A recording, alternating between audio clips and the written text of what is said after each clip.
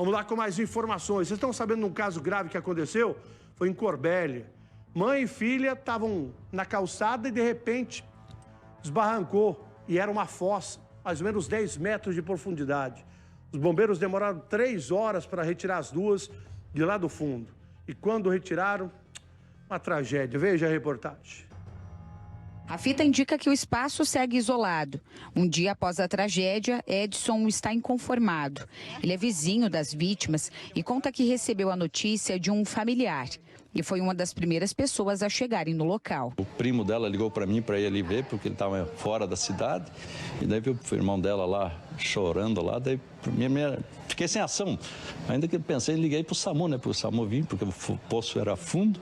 E não tinha o que eu fazer na hora ali, né? Liguei para o SAMU, mas veio urgente, vieram bem na hora. Edson e a família têm comércios e moram ao lado de onde a tragédia aconteceu.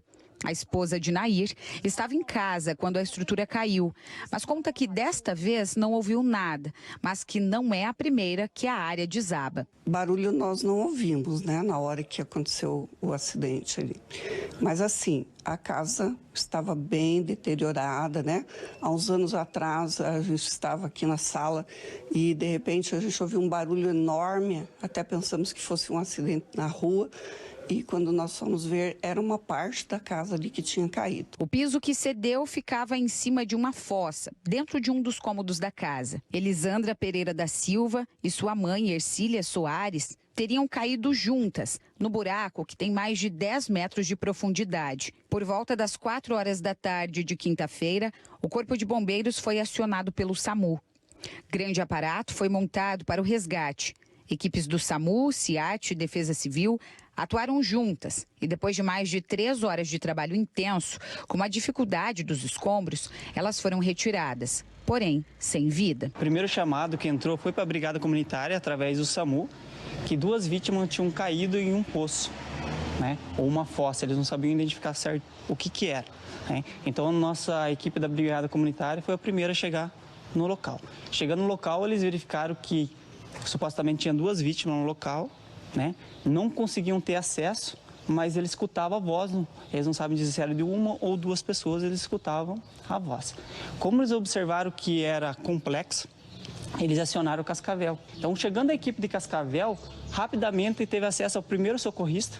Né? O primeiro socorrista teve acesso porque escutavam, após verificar a presença de gás ou não. Né? Então, verificando que não tinha gás tóxico, o primeiro socorrista tentou abordar para ver se conseguia visualizar a vítima. Chegando lá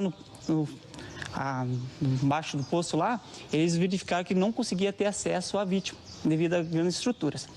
Então já foi montado um sistema para retirar esses móveis, esses entulhos, para ter acesso à vítima. A Defesa Civil interditou a área preliminarmente e ela deve permanecer assim até que todo o processo seja concluído. Uma vistoria prévia nas localidades que são vizinhas a este prédio. Foram feitas essas vistorias que identificaram que não há risco para aqueles que moram e trabalham nessas localidades. Ao final de toda essa investigação, um laudo técnico deve ser emitido. Apesar da estrutura ser antiga, nenhum chamado prévio havia sido feito para a vistoria no local. O Corpo de Bombeiros não faz vistoria em residência unifamiliar. Então, para ter uma vistoria pela Defesa Civil Municipal ou pelo Corpo de Bombeiros, tem que ter alguma denúncia, né, que oferece através do Ministério Público ou através da Corpo de Bombeiros mesmo, para ir ao local para fazer a vistoria.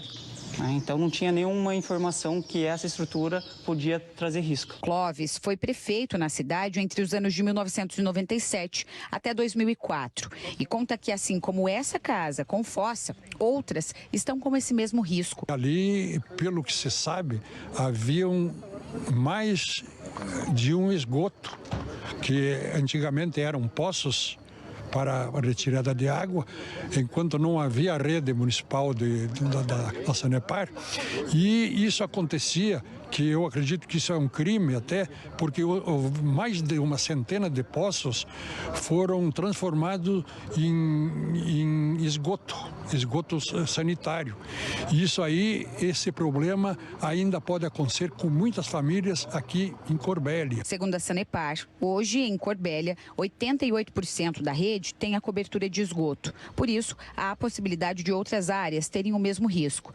Então, a orientação é que, em qualquer dúvida, os moradores comuniquem à prefeitura. A gente já vem atuando na questão desse suporte em fechamento de fossas, poços antigos, que o munícipe pode estar se dirigindo à Secretaria de Obras ou à Defesa Civil e passar a relatar o que está acontecendo, e a gente vai lá e presta todo o suporte. Elisandra Pereira da Silva era advogada.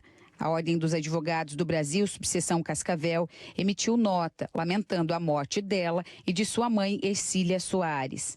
Elisandra ainda era estudante do programa de pós-graduação em Ciências Contábeis no campus da UniOeste em Toledo, que também lamentou profundamente a perda dela e de sua mãe. Olha o perigo de você ter uma fossa dentro da tua casa ou em algum local. Olha o perigo. Porque o tempo vai passando e a parte de baixo a terra vai caindo, né? E aí você não percebe que tem ali o piso, de repente, olha o que acontece. Infelizmente, as duas acabaram perdendo a vida.